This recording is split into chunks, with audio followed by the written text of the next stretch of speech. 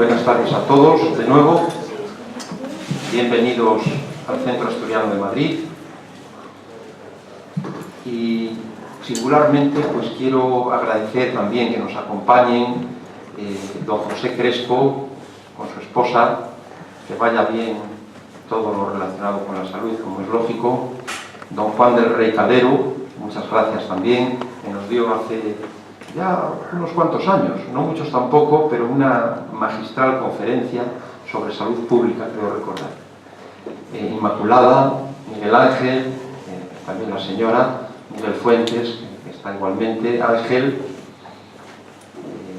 bienvenido Borja, secretario, está también Andrés Menéndez, aunque apenas le veo, presidente adjunto del Centro Asturiano de Madrid.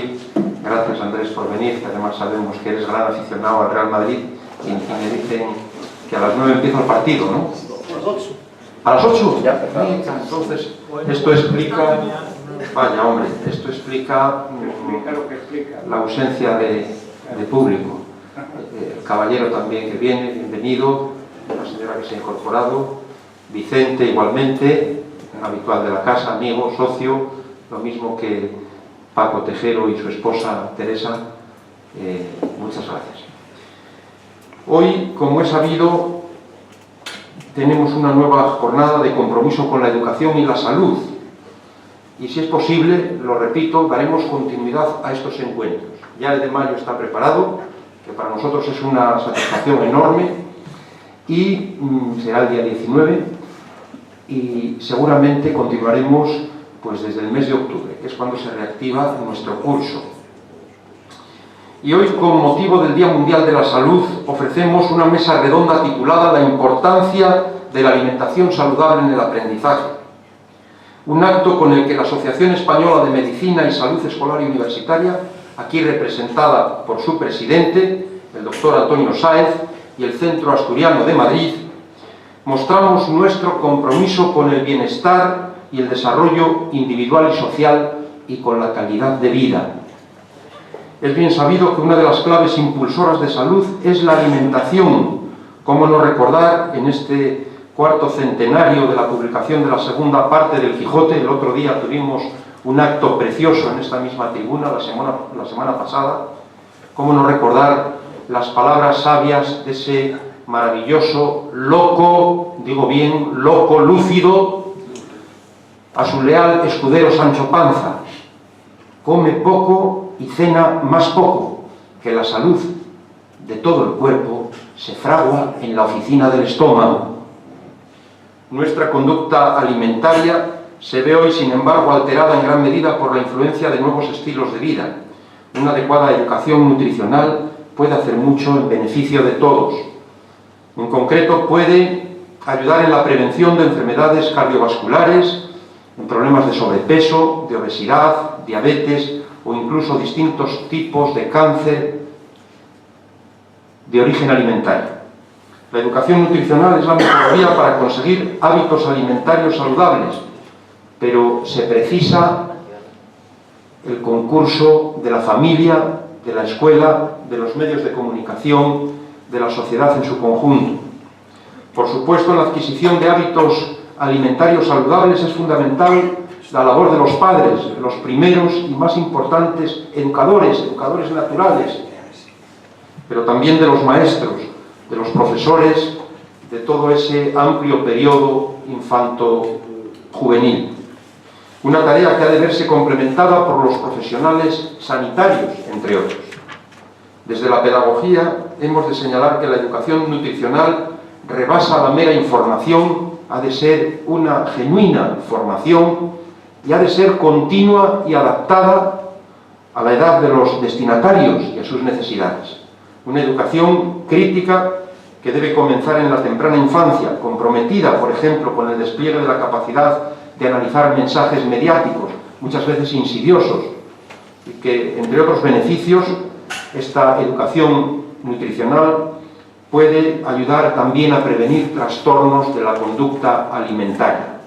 No perdamos de vista tampoco el lacerante impacto de la crisis en la infancia, que me lo comentaba hace unas semanas el doctor Sáez. Las tasas de pobreza infantil están afectando significativamente a la infancia y a los hogares con niños. Niños y adolescentes son colectivos particularmente vulnerables, con empeoramiento de la calidad de su alimentación, relacionada, por ejemplo, según apunta el informe de la UNICEF de 2012-2013, con el consumo de menos productos frescos. Y ya sabemos que una mala nutrición en las etapas del desarrollo puede tener consecuencias muy negativas. Yo recuerdo cuando hace unos años, invitado por el estado Río Grande do Norte, en Brasil, en un encuentro multitudinario en el que tuve una ponencia, cuando hubo un receso, un descanso, se me acercó una maestra de enseñanza primaria o nivel equivalente y me preguntó: profesor, ¿qué se puede hacer cuando muchos de nuestros alumnos vienen a la escuela, al colegio, sin desayunar? Esperemos que esto no suceda en España. Pues bien, de todo ello, de un modo u otro, se hablará esta tarde. Intervienen don Antonio Sáez Crespo, a mi derecha, doña María Teresa Iglesias López, y a su izquierda, don Maximiliano Rodrigo Vega.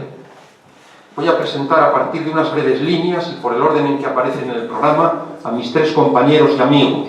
Antonio Sáez Crespo, presidente de la Asociación Española e Iberoamericana de Medicina y Salud Escolar y Universitaria, desde 2002, con renovación el mes pasado, si no me equivoco, aquí mismo.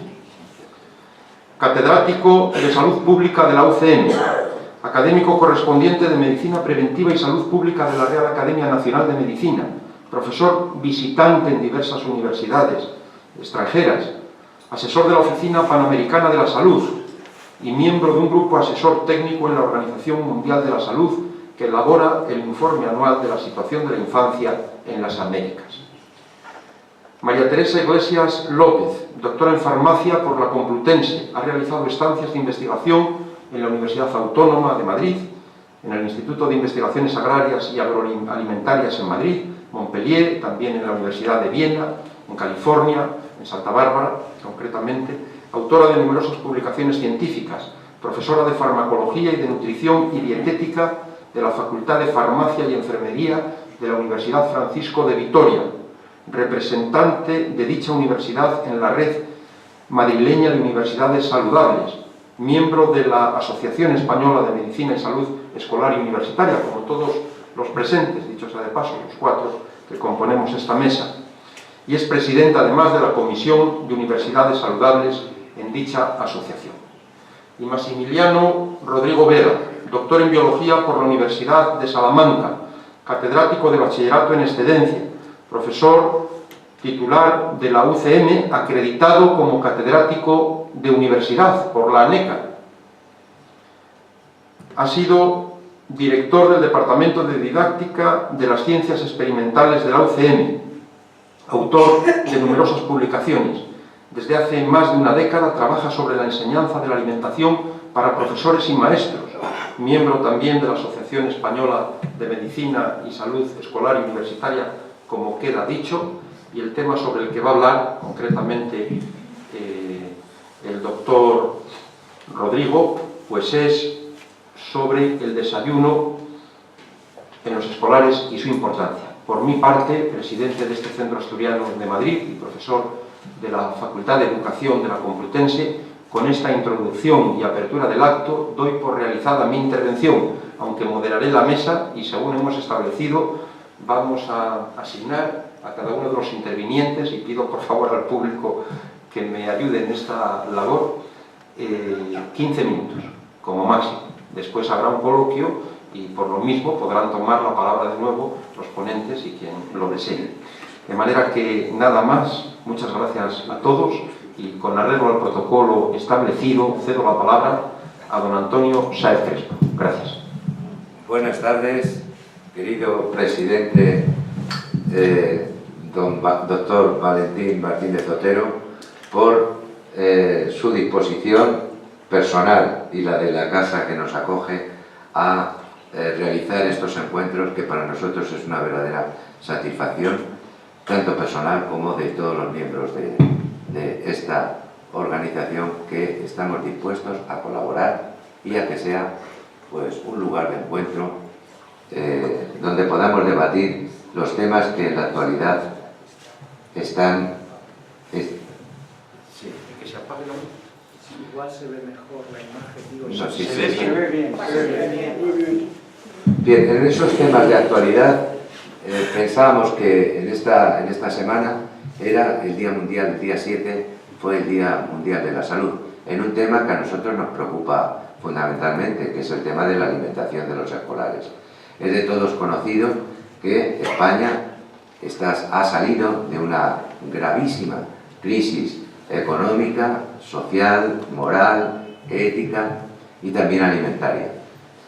Que 1 de cada 3 niños, según la nada dudosa informe de Cáritas, UNICEF, el informe Save the Children, coinciden en que alrededor de un 30% de los niños en España, recordar que la salud y la enfermedad, el hambre o la riqueza no se distribuyen por igual, es decir, que hay zonas donde este es más de un 30% y puede haber zonas donde sea menos. Por ejemplo, Madrid, debido a su nivel socioeconómico y cultural, seguramente sea menos. No vamos a entrar a analizar ese tema, pero sí que han pasado, y de hecho los políticos así lo han, siguiendo las recomendaciones de la FAO, no de ahora, antiquísimas, como el comedor escolar viene a remediar de alguna manera los déficits alimentarios. De ahí que en muchas comunidades autónomas las becas de comedor y los comedores escolares y las escuelas se llamaban, cuando yo era estudiante, colonias escolares. Nunca han cerrado los colegios en verano. Los niños seguían yendo, allí se comía, allí jugaban al fútbol, había incluso piscina o se les llevaba a la piscina. Se llamaban colonias gratuitas. Y era un alivio a las familias de escasos ingresos. Claro, en las ciudades industriales como Madrid, etcétera, si cierran todo, ¿dónde llevamos a esos niños? Si no, pues va a ser difícil que puedan mantener un estado de bienestar. El hambre es el mayor riesgo que hay para la salud en el mundo, como nos dice la Organización Mundial de la Salud. La malnutrición es una causa importante, la más importante, de incapacidad y muerte prematura en el mundo. Pero la malnutrición, se puede estar malnutrido de dos formas, o por exceso o por defecto. La desnutrición y el sobrepeso y la obesidad. Es decir, y por exceso, o por defecto o por exceso. Tanto que hay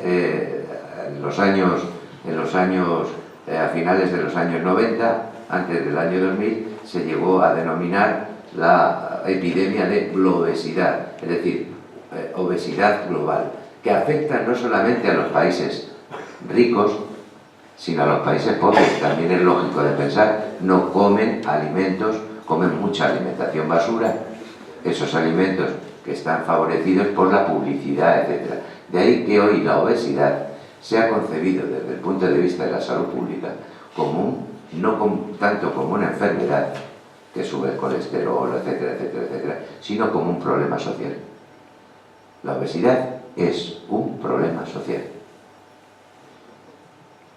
El estado de las cosas, como decimos, afecta tanto la obesidad a los países en desarrollo como a los desarrollados. Pero en los desarrollados afecta a las zonas o sectores de población más pobres. Si sacáramos el prototipo de lo que era en los años 50 o 60, cómo era un rico, recordar que lo veíamos en los tebeos, era un hombre orondo, obeso, fumando un puro, y hoy cómo estamos viendo a un hombre rico, deportista, delgado, haciendo deporte, y desde luego no fumando un puro, porque el tabaco mata. Luego fijaros cómo decimos que es un problema social, porque ¿cuál es el arquetipo del hombre sano en el siglo XXI? Quizás ha cambiado bastante. Luego la obesidad además trae graves problemas, como son las enfermedades crónicas y sociales. ¿Cuánto mata la desnutrición? La desnutrición, fíjense ustedes, está presente en la mapa, está presente en el 53% al menos de las causas de muerte en el mundo. La siguiente, de los menores de 5 años. Fíjense que la enfermedad entonces tanto es la desnutrición como la obesidad. Estamos malnutridos si no tenemos los nutrientes necesarios, las calorías necesarias, o tenemos obesidad, y también por déficit de micronutrientes. La vitamina A, principal causa de ceguera en el mundo, o la deficiencia de yodo, antiguamente denominado cretinismo, que es un agudo retraso mental con un daño, pasa a la siguiente, prevenible. ¿A cuántos afecta? Pues fíjense ustedes que la malnutrición infantil, el déficit, afecta a 850 millones de niños al día, un sexto de la población mundial. De ellos, el 60% morirá. Siguiente. Pero está la medicina escolar, la medicina y la salud escolar. Gracias a los comedores escolares, 300 millones de niños pobres en el mundo van a la escuela. Y en la escuela reciben al menos, como pasa en Madrid, una comida durante el día. Lo normal es que en los países africanos además se lleven un box de cartón donde se llevan la cena. Luego eso invita a las familias a que sus hijos y sobre todo las niñas vayan a la escuela. Luego ahí les tenemos agarrados para que las niñas vayan a la escuela. Fíjense el hambre cómo ha evolucionado. Bueno, pues el hambre ha evolucionado, hemos tenido hasta la época, como veis, de la crisis, 2006-2007, y en estos momentos estamos en 800 y pico mil, 800 millones de personas en el mundo que están sufriendo esta grave epidemia. Si bien alcanzó su máximo en el 2009, después ya con la recuperación económica ha ido disminuyendo. No obstante, 870 millones, uno de cada 7 niños en el mundo va a la cama con hambre. Piensen ustedes, nosotros no tenemos esa sensación, pero eso, en estas zonas sí. ¿Qué zonas son? ¿Dónde está localizado? No es tan difícil llegar a ello. La zona está en el África subsahariana y en la parte de Asia, Asia, la zona sur de Asia, que la tienen ustedes en negro. Luego podemos acercar allí la comida. Los excedentes, que en vez de tirarlos al mar, sigue. ¿Cómo sabemos cuántos niños están afectados? Bueno, pues tenemos unos indicadores. Los niños bajos para su edad, los niños que tienen bajo peso, los niños que tienen bajo peso para su estatura, los que están carentes de vitamina A. Fíjense ustedes que la cifra global está alrededor de 250 millones, la anemia, y si es niña y si es mamá todavía mucho más grave, la carencia de yodo. La carencia de yodo, el cretinismo, sobre todo en las zonas altas, como pueden ser Bolivia, Venezuela, algunos países que ahora entenderán ustedes por qué afecta a la maduración neuronal, y hay algunos países donde, bueno, pues incluso cuando los vemos que hablan por televisión, pues parece que ha tenido un déficit de yodo en su... ¿Cuál es la más grave? Como ves, la que más afecta, 2.000 millones, el cretinismo, la carencia de yodo. En segundo lugar, tenemos la estatura baja, la talla baja, que es una desnutrición crónica, y al durar mucho tiempo ya no se vuelve a recuperar la talla. Y en tercer lugar, los niños bajos para su peso. Sigue. Aumentar la vitamina A, intervenciones que son eficaces. Bueno, pues fijaros que evitaríamos 2,5 millones de niños en el mundo y mejoraría la mortalidad en un 26% de ese 56% que hemos visto. Aumentar el hierro, dar suplementos de hierro, aumentaría la productividad en los escolares y reduciría la mortalidad materna. Si una mujer embarazada da a luz, va a tener trastornos de hemorragia, además tiene carencia de hierro, pues va a tener más probabilidades de fallecer por hemorragia como complicación de su parto. Cuando además a esto se une la falta de personal profesional específico, la falta de un ginecólogo o una partera local. Luego, aumentar la vitamina A, el hierro y el yodo el yodo parece que es el futuro de la humanidad, sobre todo en esas zonas pobres y de gran altitud, los Andes, etc. También es muy eficaz la yodación de la sal, no depende ya del individuo. Todas las comidas se toman con sal, ahora veremos cuál es la cantidad que es la prudente, o también administrar altas dosis de vitamina A cuando los niños en la escuela les íbamos a vacunar. O también en las semanas dedicadas ahora a la salud infantil, pues las altas dosis de vitamina A están siendo muy eficaces. ¿Por qué es necesaria la nutrición en la escuela? Porque es la entrada al desarrollo y a la calidad de vida. Para que un niño pueda aprender, para que un niño esté confortable en la escuela, tiene que haber comido. Hay una relación entre desnutrición y producción de proteínas de inmunoglobulinas. Luego, si está desnutrido, no va a producir inmunoglobulinas. Luego, desnutrición y enfermedades infecciosas van de la mano. Es un derecho. Fíjese que lo he puesto en tercer lugar. La próxima vez lo pondré en el primero. Es un derecho a estar alimentado. El Estado debe proteger a los niños y facilitar la alimentación para su desarrollo. Los niños sanos, eso es algo empíricamente que podemos observar, aprenden mejor. Siguiente. Si no, se nos quedan dormiditos a las 10 de la mañana. La educación es fundamental a los países pobres. La mejor inversión que podemos hacer no es llevarles bienes de equipo, es educación. Fíjense ustedes, educación para que los niños, pues sí, tienen una relación directa. Las investigaciones confirman, según estudios de la UNESCO, que al mejorar la economía se crean sociedades alfabetizadas, autónomas y sanas. Países donde las mamás están alfabetizadas en un 40%, la renta es de 210. Pero si duplicamos la alfabetización de la mujer, la tasa se multiplica por 5. Luego, invertir en educación y en educación de la mujer es rentable. El Banco Mundial también ha podido demostrar cómo aumentar la enseñanza primaria aumenta la productividad de los agricultores. Aquí es en menor medida, solamente es un 30%, pero fíjense que es altamente rentable. ¿Sigue? La educación es fundamental para los pobres, también como nos demuestran los estudios de Naciones Unidas, que las niñas se casan más tarde. Veíamos el mes pasado la importancia que tenía retrasar, que las niñas vayan al colegio para retrasar la edad de su matrimonio.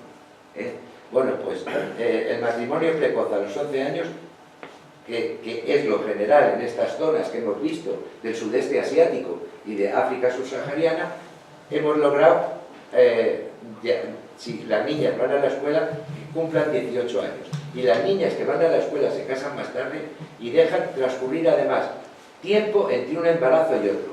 Tienen el 50% de niños menos. Veíamos como niñas de 18 años ya tenían 5 y 6 niños en esta zona. ¿Qué efectos tiene la nutrición? Bueno, pues tiene una baja estatura, tiene menor capacidad intelectual, bajo rendimiento, la carencia de yodo, bajo desarrollo neurológico, el bajo peso al nacer, menor desarrollo cognitivo, que lo sabemos muy bien, falta de concentración en la escuela, la anemia, menor capacidad cognitiva y menor rendimiento escolar. De esto, estudios empíricos. En Lancet hay, bueno, sí, en las revistas muchísimo. ¿Cuáles son las soluciones? Pues la alimentación escolar ayuda a educar a los niños pobres y crea sociedades más instruidas. Luego estamos actuando por dos frentes. Muy bien. La intervención precoz, formar el capital humano. La mayor parte de los déficits de crecimiento se produce cuando el niño está en el vientre y en el primer año de vida. A partir de ahí ya no es recuperable. Esos saltos ya no son recuperables. El daño temprano solo revierte parcialmente.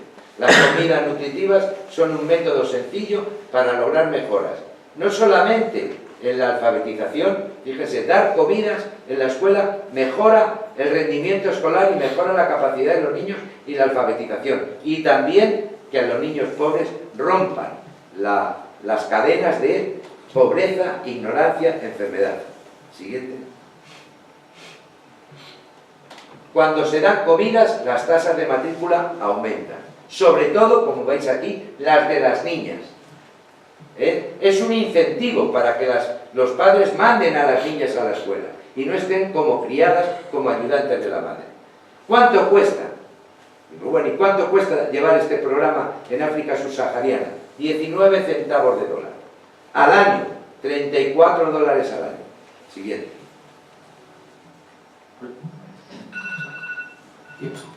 Y la esperanza nuestra, como hemos dicho, como veis en la proclama que hacemos, es que podemos llegar, debemos concienciar a los gobiernos, a los ayuntamientos, a los profesores, que es una buena inversión educativa tener un comedor escolar. Nada más. Muchas gracias.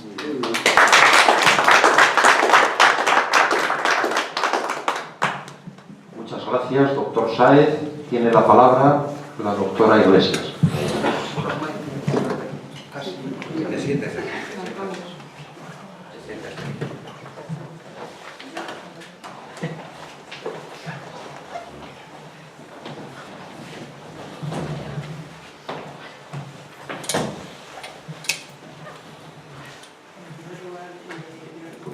Quiero agradecer a la Casa de Asturias en nombre de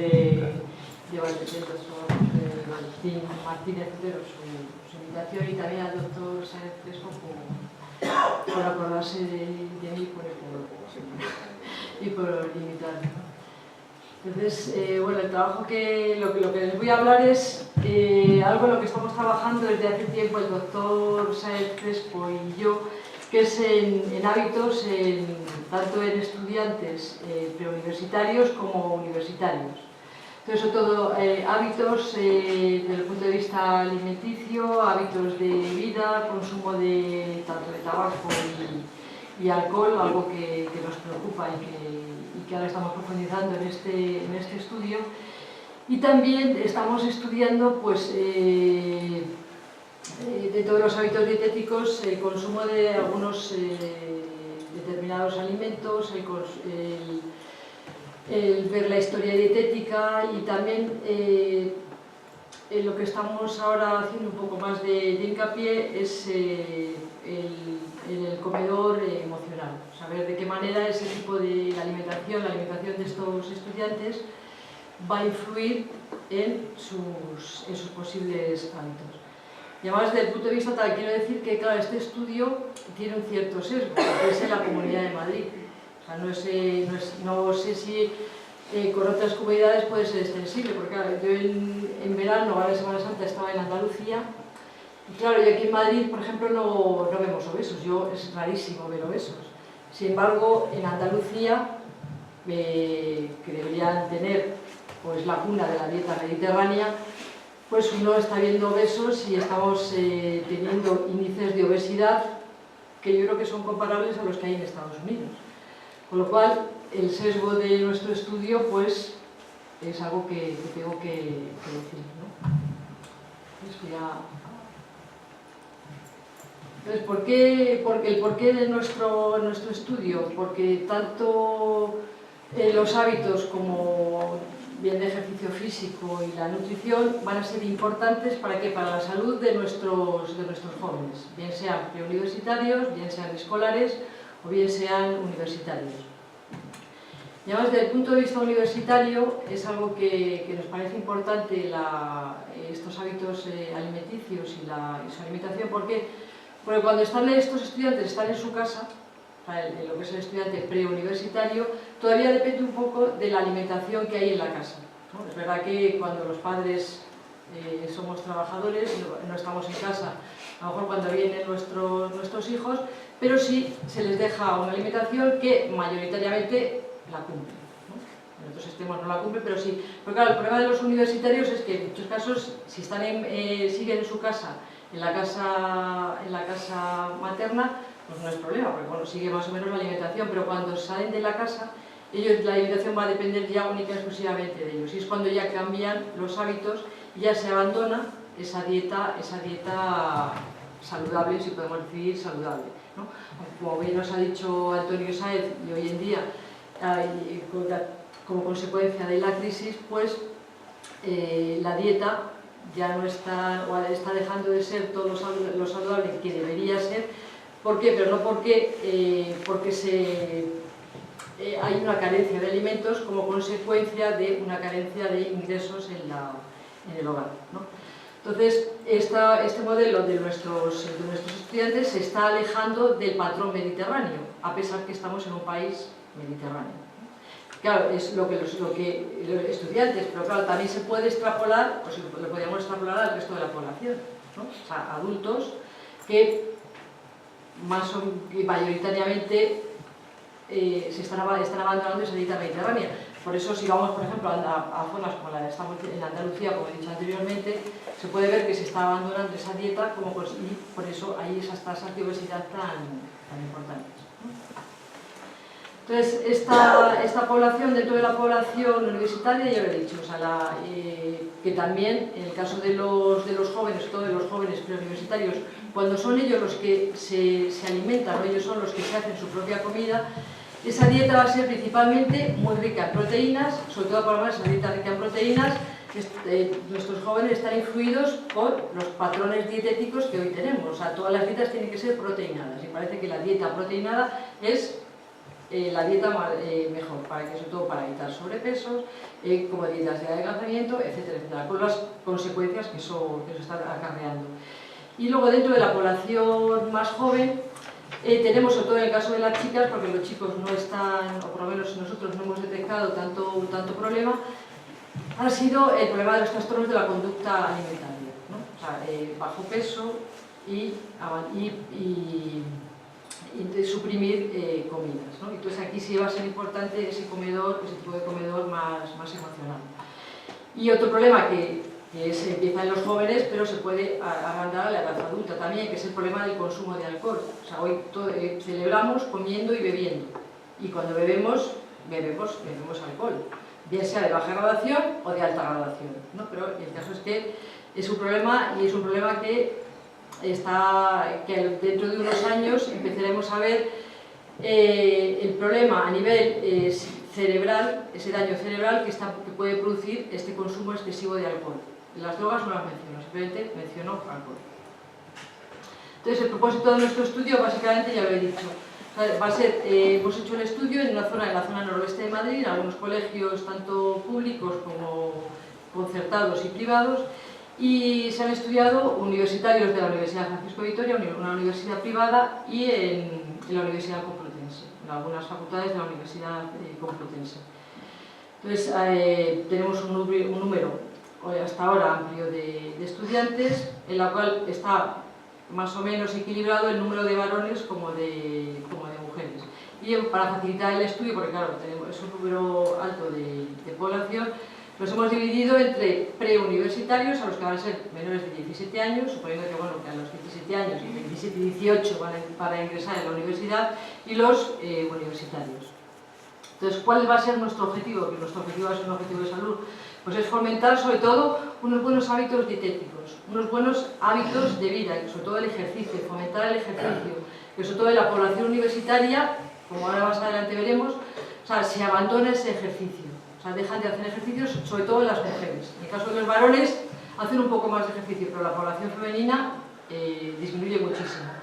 Y que estos jóvenes, empezando también en la edad escolar, en la edad primaria, también es importante que en la casa se eduque a los niños, no solamente en la escuela, no solamente va a ser labor de los maestros, que sean responsables, enseñarles a que sean responsables de su propia salud, ¿no? O sea, que cuiden su cuerpo y que cuiden su salud.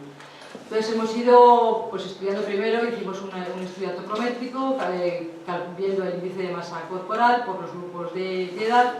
Entonces, en el caso de los varones, se ve que tanto los que son preuniversitarios hay una mayor cantidad de bajo peso. Si lo distribuimos por grupos de edad, vemos que los jóvenes, en este caso aquí, es la influencia de la población femenina, el bajo peso es superior, mientras que cuando ya empiezan en la universidad empiezan a ser más sedentarios, empieza ya a haber más sobrepeso y obesidad, ¿no? La obesidad como tal no hemos detectado, o sea, por eso llamamos sobrepeso y obesidad, porque no hemos encontrado ninguno que tuviera un índice de masa corporal superior a 30, ¿no? También, para facilitar el estudio, dividimos pues, por la encuesta que se les pasó, los hábitos alimentarios y los hábitos físicos en buenos, regulares y malos, ¿no? Y también pues, bueno, pues los clasificamos en función de la edad, en los preuniversitarios y en los universitarios, y mayoritariamente se puede ver que los hábitos son regulares, ¿no? Es verdad que en el caso de los hábitos físicos mejoran a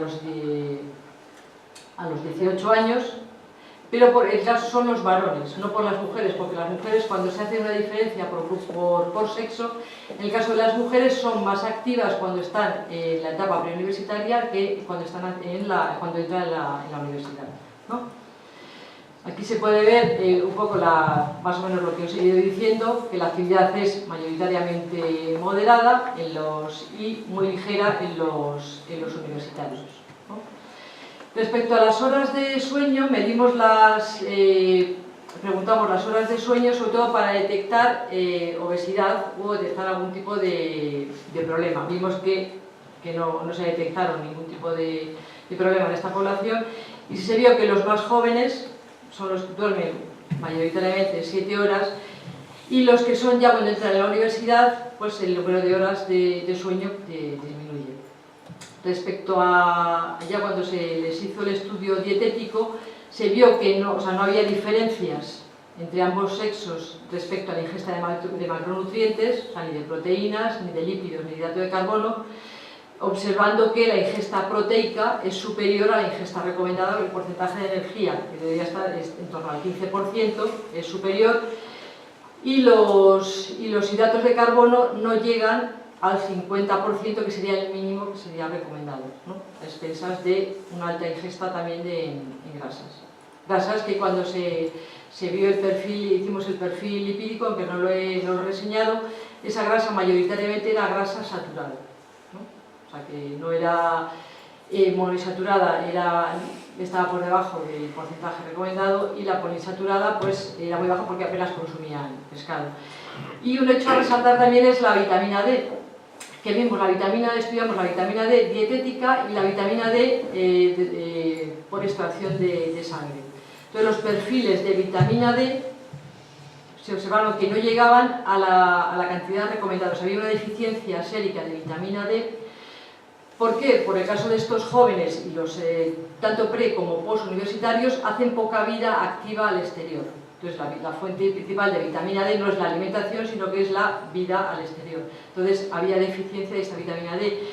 Y en cuanto a la ingesta, la población femenina no llega a las 3/4 partes necesarias para llegar a la ingesta recomendada. En el caso de los varones sí se llegaría a las 3/4 partes, pero las mujeres era muy deficitaria. Entonces esta vitamina D tiene una función importantísima desde el punto de vista fisiológico, ¿no? Y ya, porque por tanto se ha visto cómo influye pues, desde el punto de vista cardiovascular para disminuir el colesterol, como preventivo de algunos tipos de cánceres, etcétera, etcétera. Incluso como preventivo de la diabetes mellitus tipo 2.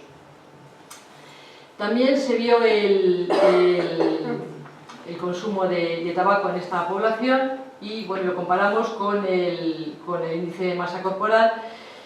Y en cuanto a la población se vio que los jóvenes eran bastante fumadores y no encontramos ninguno que fuera exfumador. Dejaban de fumar en el momento de llegar a la universidad, ¿no? Y también, claro, el problema que, sobre todo en las chicas, es que en el momento de dejar de fumar el índice de masa corporal aumentaba. Entonces muchas de ellas no dejaban de fumar precisamente por eso. Entonces, en vez de dejar de fumar, no solamente no disminuían el consumo de tabaco, sino que aumentaban el consumo de tabaco. Entonces, observamos que se llegaban a fumar incluso más de 2 paquetes al día para mantener el peso adecuado. En cuanto a la actividad física, también comparamos la actividad física con el hábito de fumar. Y bueno, se vio que los varones son los que realizan una actividad física moderada alta y que mayoritariamente eran más no fumadores, y las mujeres, como he dicho antes, pues eran las que fumaban más paquetes de tabaco. Respecto al consumo de alcohol, era excesivo, sobre todo los fines de semana. Entonces el fin de semana para ellos, sobre todo los universitarios, como empieza el jueves, pues entonces era bastante excesivo, y ese consumo de alcohol era de alta graduación. Y si vimos que en el caso de las mujeres, las que consumían bebidas de baja graduación alcohólica era mayor en las más jóvenes, sobre todo en las que eran preuniversitarias. Entonces aquí pues tenemos los que siempre bebían este alcohol de alta graduación, que eran sobre todo los jóvenes de 17 años y los ya que tenían 20 años. Entonces aquí otra gráfica de ello. Entonces, ¿qué conclusión podemos sacar? Pues que esta población, la población que hemos estudiado, básicamente en un porcentaje elevado, tiene un índice de masa corporal dentro de la normalidad.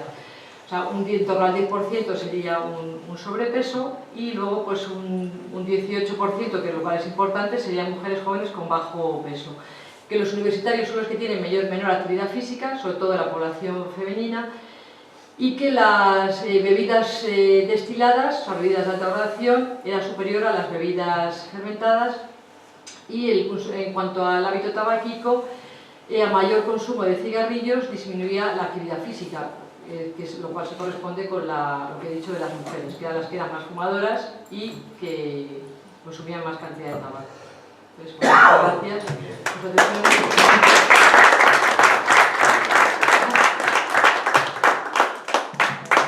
Muchas gracias, doctor Iglesias. Seguidamente, el doctor Rodrigo tiene la palabra.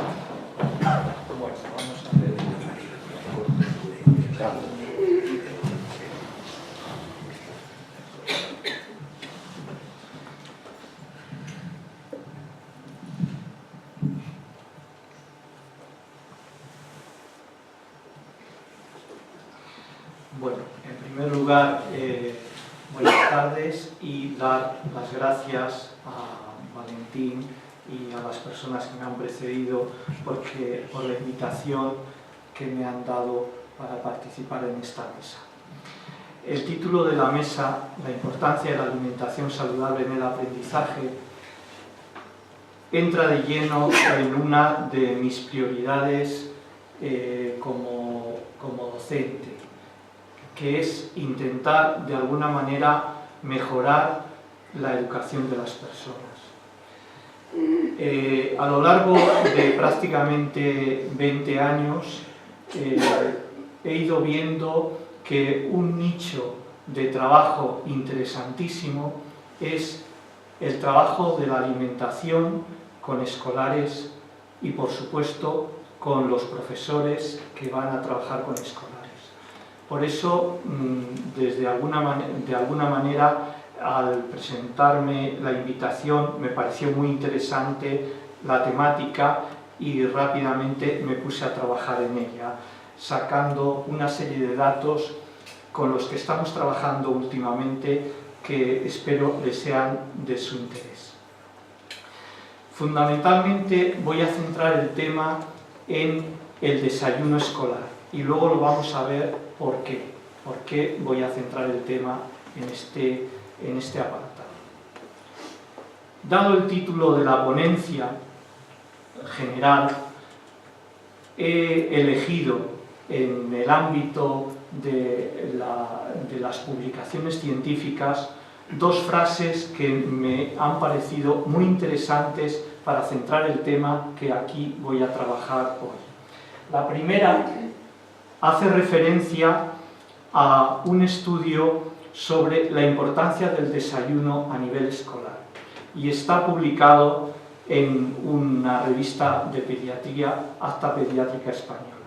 Y literalmente dice lo siguiente: los niños que hacen un desayuno completo cometen menos errores y trabajan más rápido en la resolución de problemas de matemáticas, y también de alguna manera mejora el rendimiento de la memoria, la atención y la puntualidad. Precisamente esta frase sirve para introducir uno de los campos en el cual voy a presentar alguna información, en el campo del desayuno. En segundo lugar, he elegido otra frase extraída, en este caso, de otra revista, Nutrición Hospitalaria, y en un trabajo que relacionaba el estatus de peso corporal de los niños y de las niñas con el autoconcepto que tenían. Y esta frase dice lo siguiente: los escolares, los niños y las niñas de 8 a 11 años, que estaban caracterizados en sobrepeso y obesidad, es decir, en exceso de peso, eran aquellos que presentaban peores resultados en la escala de autoconcepto, tanto intelectual como satisfacción vital, como ansiedad. Es decir, estaban en una posición peor para enfocar los aprendizajes escolares. Precisamente, otro de los campos al cual voy a referirme a continuación es el campo del estatus corporal de los escolares. Voy a referirme, repito, a dos campos: el campo de los hábitos de consumo alimentario, por un lado, y por otro lado, el campo del estatus corporal de los escolares. Vamos a ver qué relación puede tener esto. Para referirme a ello, voy a sacar unos datos reales de un estudio piloto que hemos hecho hace poquito y que probablemente vamos a intentar ampliar por lo interesante que los datos tan interesantes que han surgido. El estudio piloto lo hemos realizado con una población de primero de educación secundaria obligatoria, es decir, con chicos y chicas de instituto que están en el primer curso. Son chicos y chicas de 13 años de edad. El estudio piloto, en él hemos fundamentalmente centrado la visión en el campo de las costumbres alimentarias que tienen fundamentalmente de desayuno, también de otras cosas, pero sobre todo de desayuno y su situación de estatus corporal. Pues bien, ¿qué tipo de desayuno suelen realizar estos alumnos extraídos de un centro de educación secundaria obligatoria? Aproximadamente el 18% de estos alumnos no realizaron el primer desayuno. No seamos pesimistas, porque hubo un 80% que realizaron un segundo desayuno, realizaron la toma de media mañana, pero siendo pesimistas tenemos que en torno a un 22% no realizaron la toma de media mañana. Juntando las dos tomas, tenemos la visión pesimista del problema.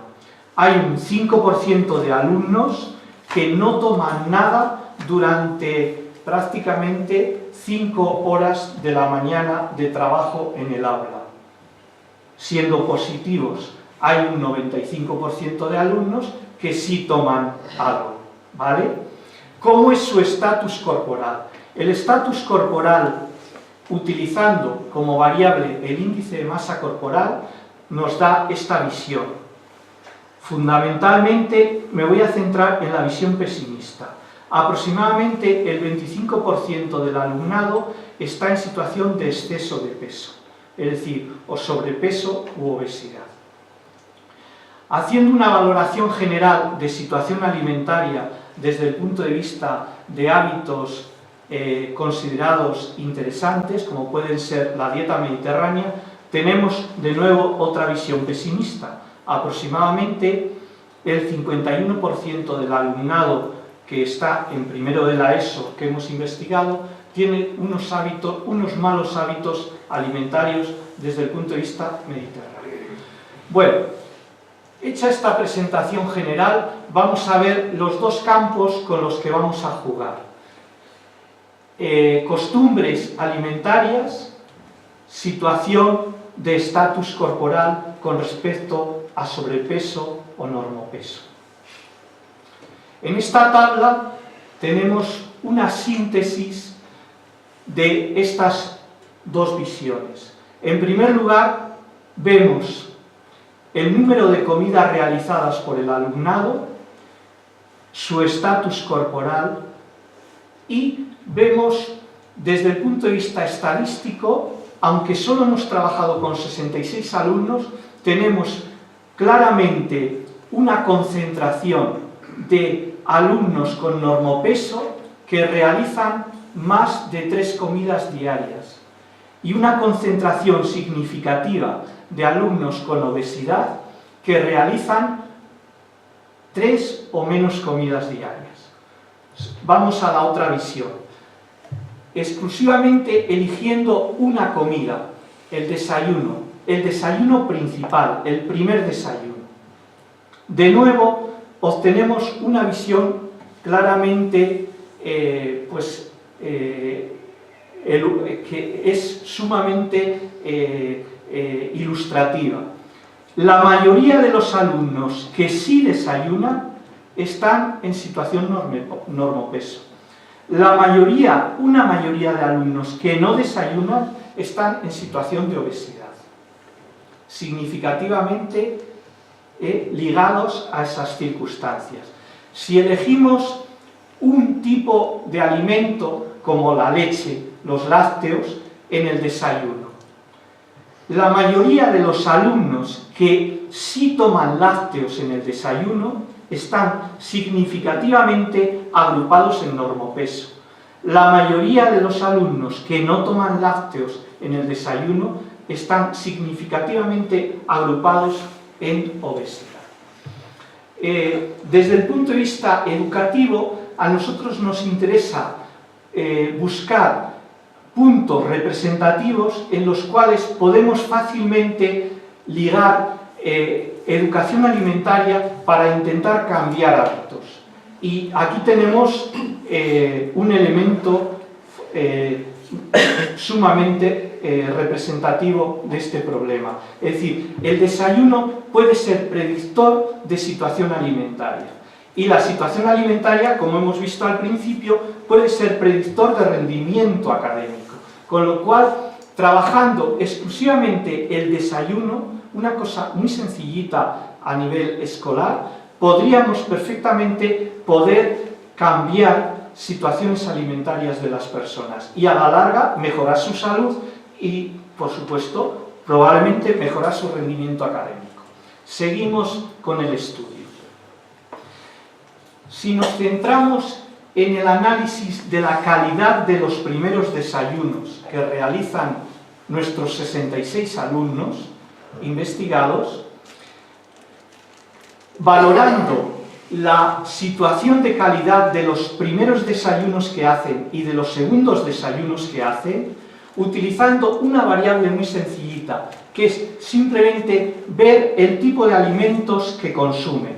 Si consumen lácteos, cereales de buena calidad, no bollería industrial, y si toman fruta natural o zumo de fruta natural.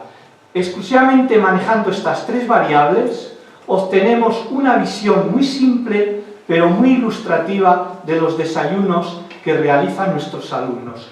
66 alumnos valorando estas 3 circunstancias y puntuándolas en puntos de A1, obtenemos una media de 1,65 puntos en los primeros desayunos. Es decir, están en posición intermedia de valoración, de 0 a 3. Valorando la media mañana, obtenemos 1 punto.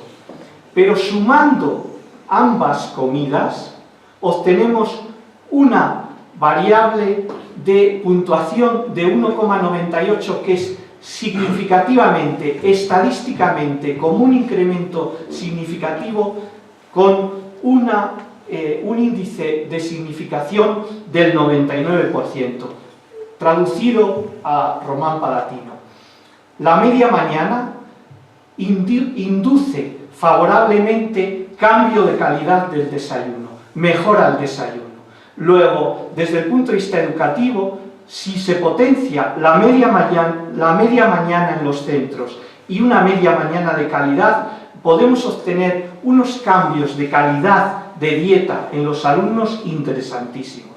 desde el punto de vista de imagen visual, si sumamos la calidad del desayuno y la media mañana, se puede conseguir que, en este caso, sin tratar pedagógicamente, un 30% de alumnos consigan una buena calidad de dieta. Pero, visión negativa, en torno a un 25% de alumnos tienen una mala dieta, que corresponde con aproximadamente el 24% de alumnos que teníamos en situación de exceso de peso. En resumen, desde el punto de vista didáctico, eligiendo las primeras tomas, son claramente mejorables, y desde el punto de vista escolar se puede perfectamente mejorar con el apoyo didáctico ya en el instituto, la calidad de la media mañana. Y la media mañana, trabajada simplemente la media mañana, puede mejorar mucho la calidad global del desayuno. En torno a un 24% de alumnos están en una situación de muy baja calidad de desayuno.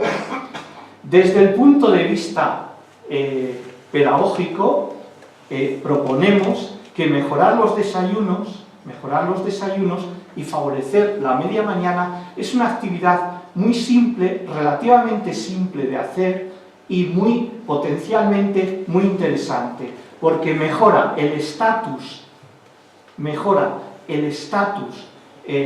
digamos, desde el punto de vista de valoración de índice de masa corporal de los alumnos, como acabamos de ver, significativamente, y probablemente mejoraría su estabilidad emocional y su rendimiento escolar.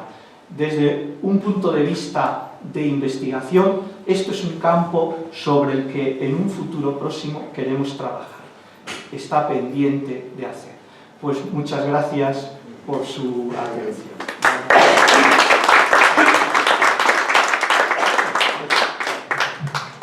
Muchas gracias, doctor Rodrigo Massimiliano, que además has estado en 14 minutos, de manera que tenías uno más y lo puedes compensar en cualquier momento, porque lo cierto es que han sido unas intervenciones, las tres, interesantísimas.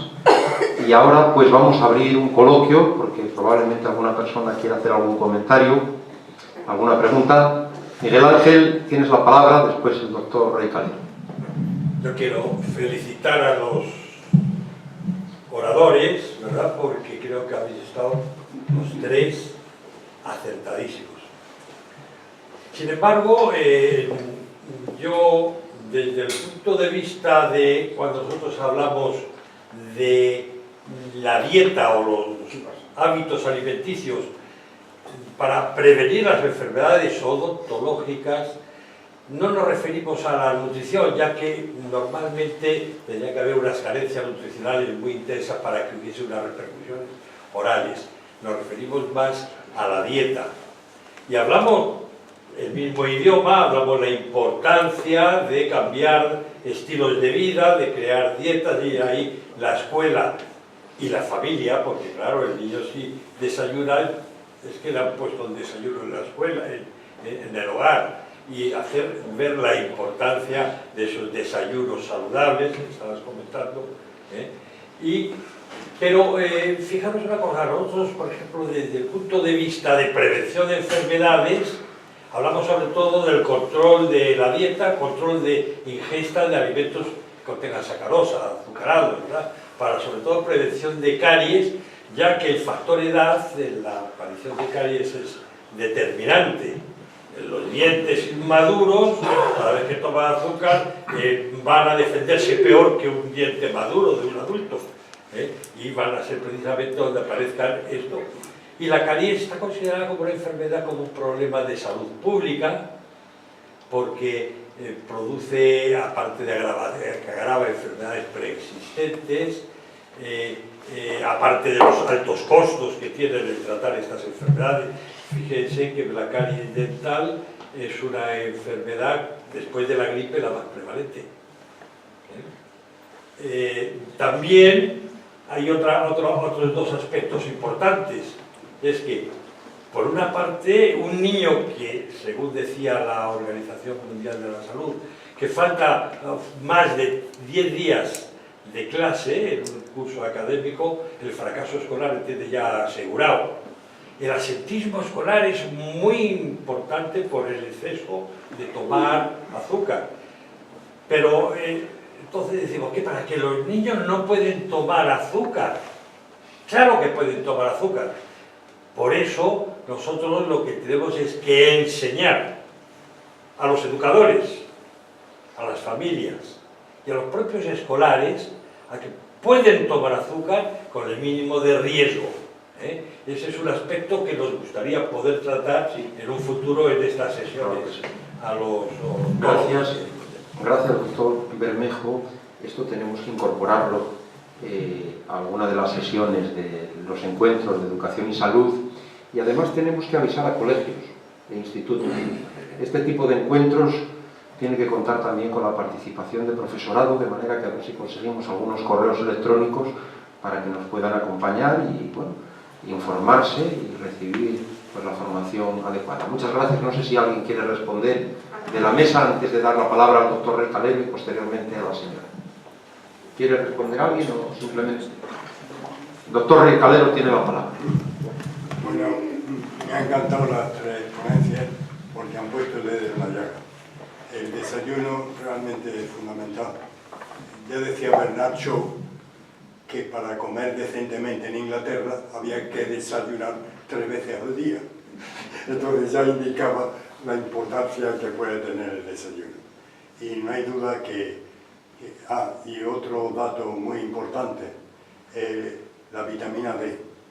La vitamina D es clave, o sea, no solamente la vitamina A, sino la vitamina D, porque es evitar una serie de factores de riesgo cardiovasculares, hipertensión, etcétera, etcétera, que es muy importante. Volviendo un poco retrospectivamente lo que se ha perdido.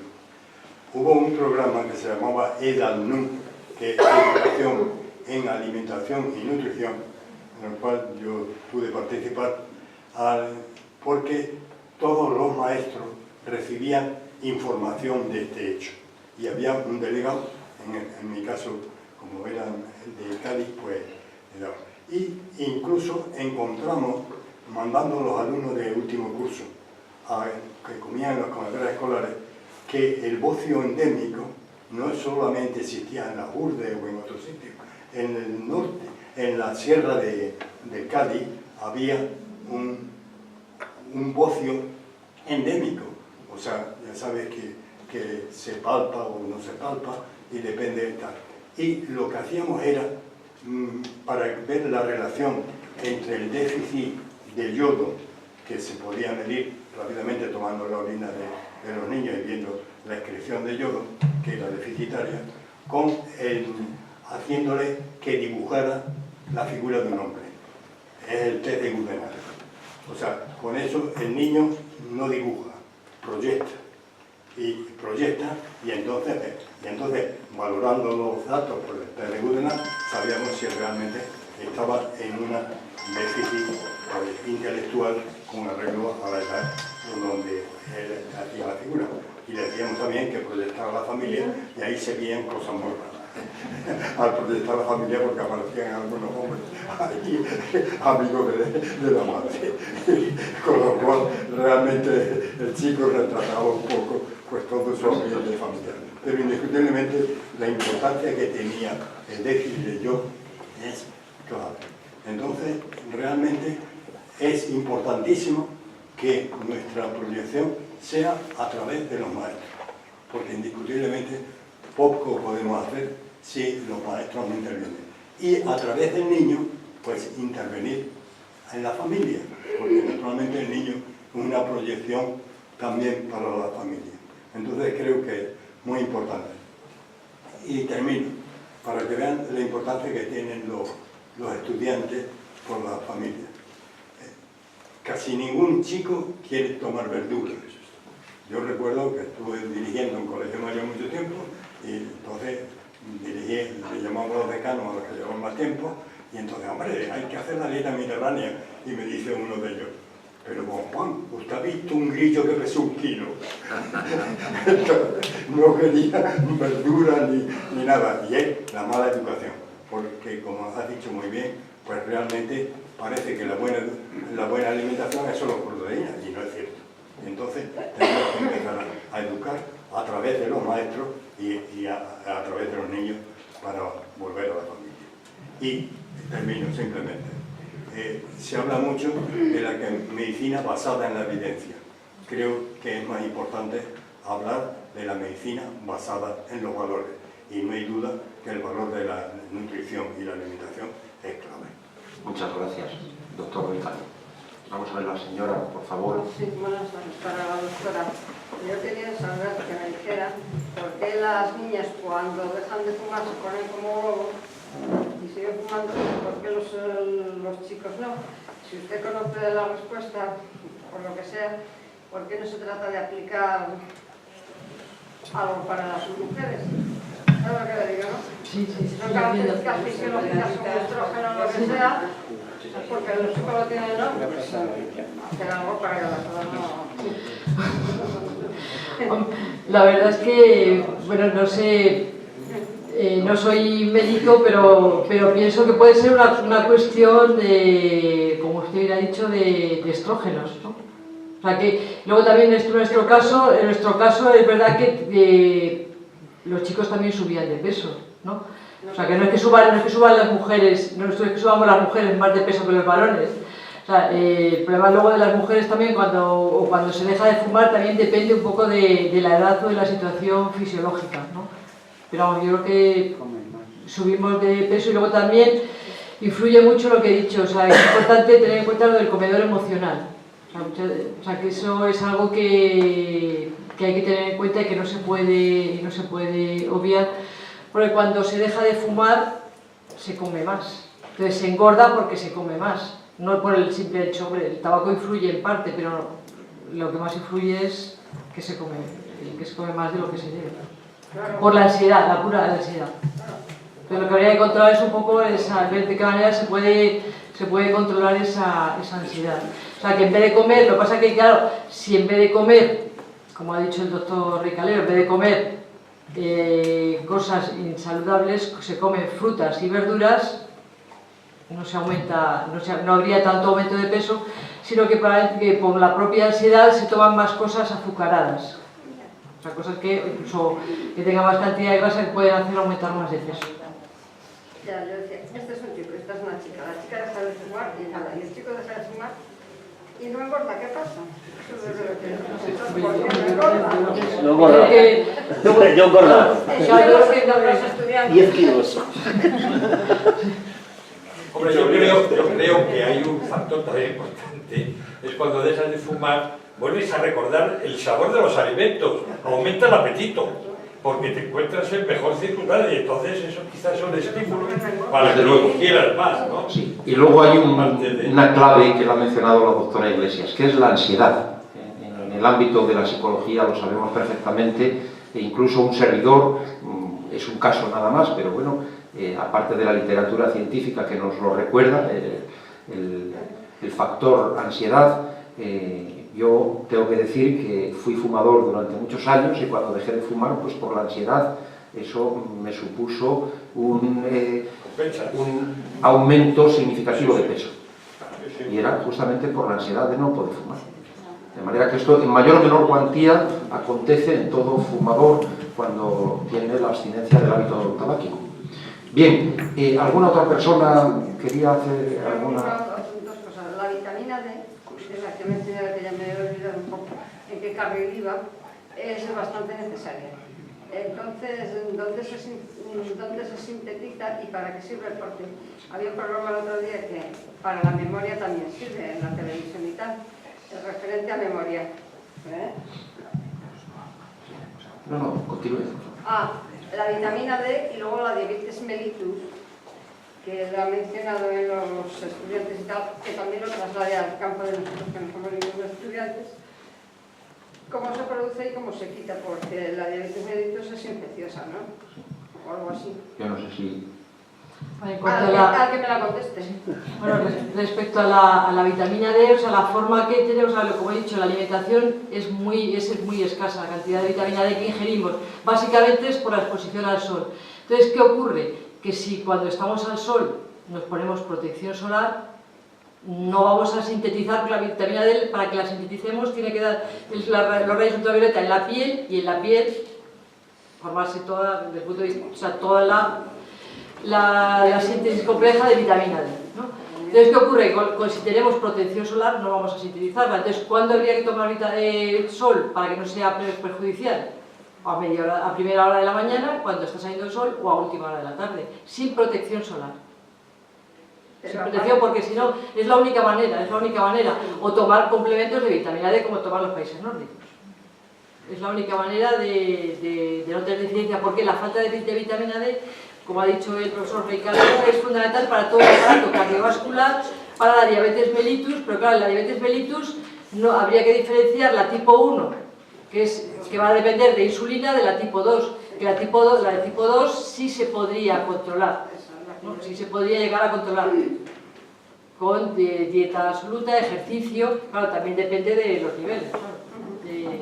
Gracias. Muchas gracias. Bueno, pues yo creo que vamos a ir concluyendo, no sin antes agradecerles a todos su presencia y, por supuesto, a los tres ponentes, al doctor Sáez Crespo, a la doctora Iglesias y al doctor Rodrigo. Si me pasan un pequeño resumen, sin que esto sea un compromiso, pues publicamos una separata electrónica muy modesta, pero digna, con su número de registro internacional.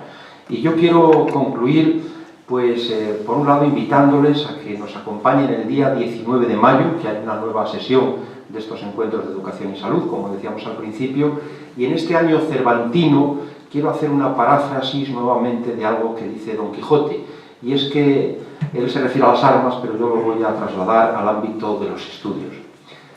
El trabajo de estudiar no se puede llevar sin el gobierno de las tripas.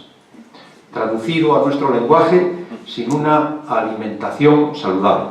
Y esto es un poco lo que nos han comentado hoy, que ha resultado muy didáctico, muy formativo, nuestros tres compañeros. De manera que muchas gracias a todos y hasta la próxima. Gracias.